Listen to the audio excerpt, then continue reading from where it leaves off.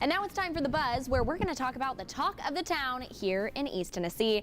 And first up, the Vols. Of course. The University of Tennessee baseball team is included in the upcoming MLB video game, The Show 25. That'll be released on March 18th. Okay, the game's Road to the Show will show players how to start their virtual baseball career in high school, progress through select colleges, including Tennessee, and ultimately reach the major leagues.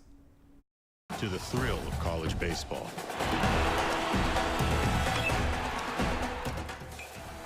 Baseball program is featured twice in the game's trailer. This marks the second major sports video game to feature the University of Tennessee in recent months. That's right. EA Sports College Football 25 included Neyland Stadium, Running Through the T, and Smokey, which that was the first time I noticed that a lot of these games, and of course I don't play them myself, but that was when I realized that a lot of these games were taking on a new look and seeing, like, making up players and letting you go through the entire journey. Yeah, it's also just crazy to see how much they've progressed and how realistic they look. Oh gosh, it's getting a little spooky. It really is. Oh. But good for the gameplay. There you go. Well, speaking of sports, of course we have to mention the Super Bowl this weekend. It's the big day. Philly Eagles taking on the Kansas City Chiefs. So let's take a look at how Tennesseans are cheering. So this is a rooting interest map, which shows how the majority of people in each state are cheering based on social media. It's using geotagged X data over the past week, tracking official fan hashtags in each state, like hashtag Fly Eagles Fly, Go Birds, as well as keyword phrases like I'm rooting for the Chiefs. Now this data combined over 260,000 tweets. And as you can see, it looks like Tennesseans are rooting for the Eagles, at least on social media. Looks like we're joining most of the country with 40 states cheering for the Birds and just 10 for the Chiefs. Tavian, who are you cheering for? Birds. Come on. Okay, there you go. It only makes sense.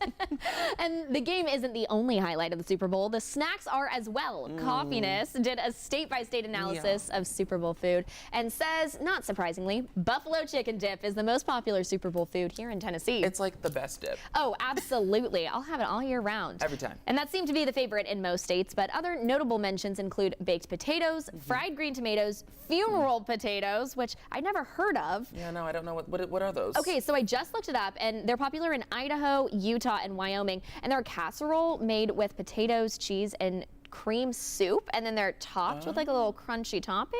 Okay, so kind of like it sounds like what you call it. Sounds like green bean casserole, but just with potatoes. Kind of like that. And then get behind it. I know, and then also poke bowls in 2 states. What? I know. So is Hawaii one of those states? Hawaii is one of those. That makes sense. You know what? They're doing their own thing.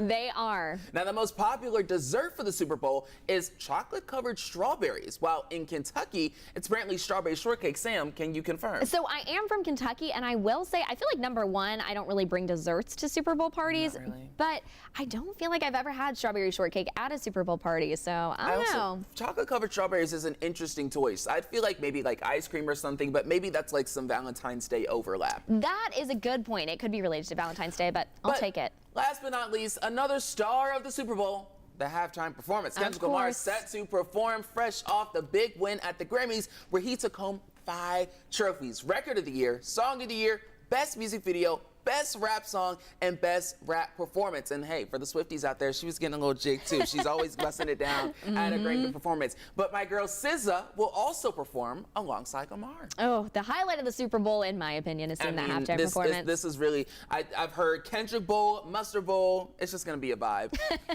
And Davian, you mentioned the Grammys, and we have a lot more to cover there. So we talked about Kendrick Lamar and all his trophies, but there were also some really big winners. Beyonce, Album of the Year, Cowboy Carter. We got Best New Artist, Chaperone. Big congratulations to her. Best Rap Album, Doechii. Did you see that performance? I saw, and it was incredible. And I also was so impressed by Chaperone's performance. Jaw-dropping.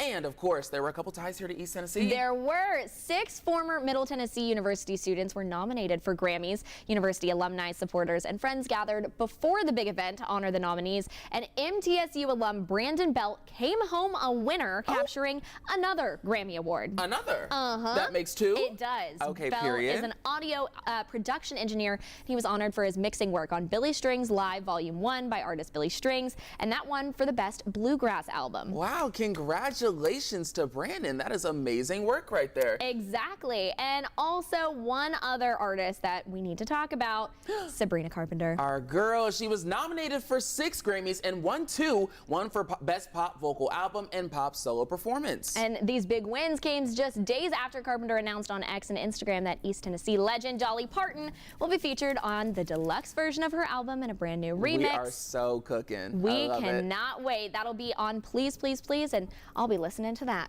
Deluxe album going to be coming out, I believe, on Valentine's Day. Can't wait. Well, right now we have to send things to break, but when we're back, we'll have all you need to know in sports.